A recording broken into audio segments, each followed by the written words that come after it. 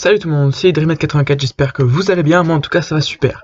Aujourd'hui je vais vous parler de la biodiversité, c'est parti.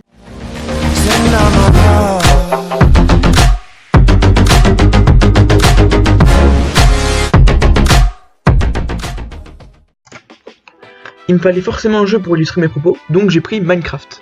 Si vous connaissez un peu le jeu, vous remarquerez que j'ai ajouté quelques modes comme Hearthstone ou autre. Donc, la biodiversité, c'est quoi? C'est la diversité et la variabilité des espèces et des écosystèmes dans un environnement. Donc en fait, plus t'as d'espèces différentes dans une zone, plus c'est mieux. Donc par exemple, si dans une forêt il y a beaucoup d'insectes, d'animaux ou de plantes différentes, c'est que la biodiversité de la forêt est bonne. Ou dans la mer, plus il y a de types d'algues, de végétaux marins, de mollusques ou d'animaux différents, la biodiversité est bonne. Même dans ton jardin, ça marche. Si t'as beaucoup d'insectes, de plantes, d'animaux, par animaux, je parle pas éléphants, mais voilà, des hérissons ou des souris, donc si c'est varié, c'est cool.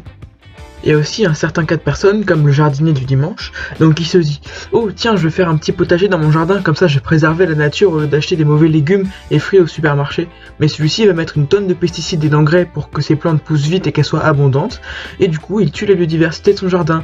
Et en plus, les pesticides sont drainés par l'eau dans la terre et polluent les sols, donc toutes les plantes aux alentours absorbent ces pesticides et développent des maladies.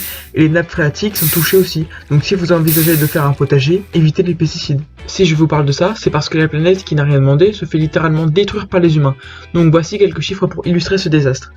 41% des amphibiens du monde sont menacés d'extinction. Donc les amphibiens, pour ceux qui ne savent pas, c'est les grenouilles, les salamandres, tout ça. Un quart des mammifères sont menacés d'extinction. En premier, le gorille. En second, le dauphin de l'Irrawaddy. Et en troisième, le tigre du Bengale, et j'en passe. Plus de la moitié des récifs coralliens ont disparu pendant ces 30 dernières années.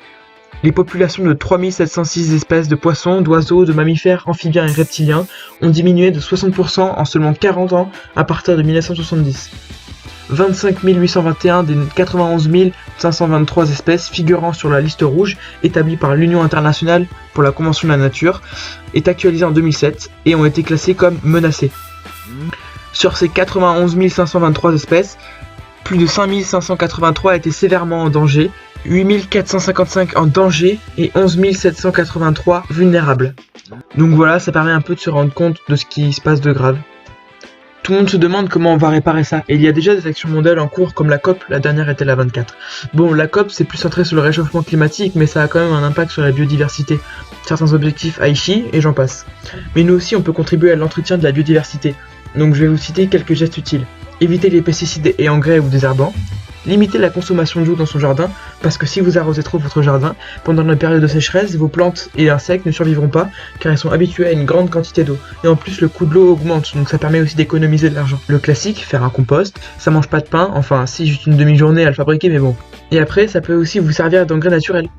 Laissez un côté en friche de son jardin. En fait, la friche, c'est laisser un côté de son jardin se développer tout seul, sans que vous coupiez l'herbe, arrosiez ou autre geste de votre part, pour que d'autres espèces s'adaptent.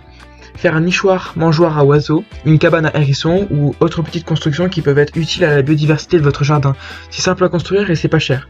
Et surtout, en parler à son entourage, pour les convaincre de faire les mêmes gestes que vous, leur donner envie de contribuer à préserver la biodiversité.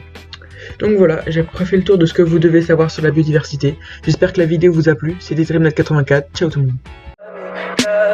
Tell me pretty lies, look me in the face, tell me that you love me, even if it's fake.